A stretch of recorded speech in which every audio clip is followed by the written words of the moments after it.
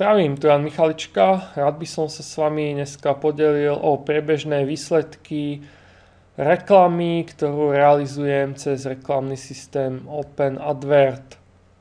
Realizujem v reklamnom systéme OpenAdvert dve reklamné kampane, jednu zameranú na Českú republiku, druhú na Slovensko. Reklamu som spustil 17.3. a dnes je 34., takže asi 1,5 mesiaca tá reklamná kampaň beží.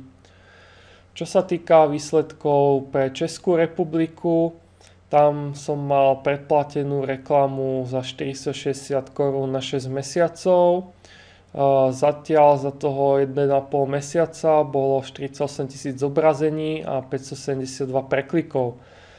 Čo je výborný pomer preklikov 1,18%, to je fakt vynikajúci pomer preklikov. Pritom vlastne za tieho 1,5 mesiaca, keď som to rozdelil tú sumu 460 korún, tak vlastne ako by som zatiaľ spotreboval 115 korún českých. A pritom priemerná cena preklika bolo 0,20 korún, 20 halierov za klik, to je tiež výborné. To ak dosiahnete niekde korunu za klik na iných systémoch, tak je to super a tu na 20 halierov za klik. Z toho sa vygenerovalo 41 potenciálnych záujemcov o SiteTalk. 30 z nich sa rozhodlo, že chcú dostávať ďalšie informácie o SiteTalku a z toho mojich priamých registrácií na SiteTalku bolo 6. To číslo 6 sa zdá byť malé, ale v skutočnosti možno bolo väčšie alebo mohlo byť väčšie.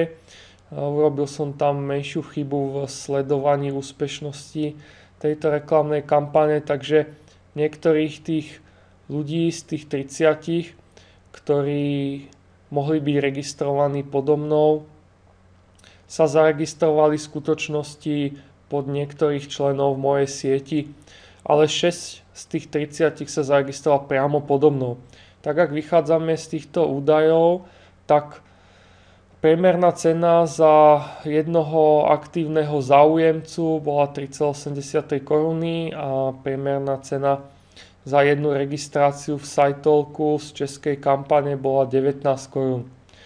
Ako hovorím, tých 19 korún sa môže zdať byť trocha väčšia suma, ale aj tak je to stále lepšie oproti Facebooku a čo sa týka aspoň Českej republiky, ja myslím, že by to mohla byť kľudne aj polovičná cena 10 korún za jednu registráciu SiteTalku, čo je výborné. Takže pokiaľ máte záujem, reklamná kampaň v OpenAdvert zameraná na Českú republiku vyzerá veľmi zaujímavo a môžete si pozrieť ešte ďalšie video, ako presne to tam nastaviť. Ešte sa pozrieme na výsledky zo slovenskej kampane. Čo sa týka slovenskej kampane, tam to je o dosť horšie. Zobrazení, ako vidíme, 143 000, to je asi 3-krát viac, pričom počet klikov je asi 3-krát menej. Pomer preklikov tu vychádza už iba 0,12%. Je to dosť slabé, pričom cena reklamy 360 korún na 3 mesiace, z toho som za 1,5 mesiaca teda asi utratil 180 korún.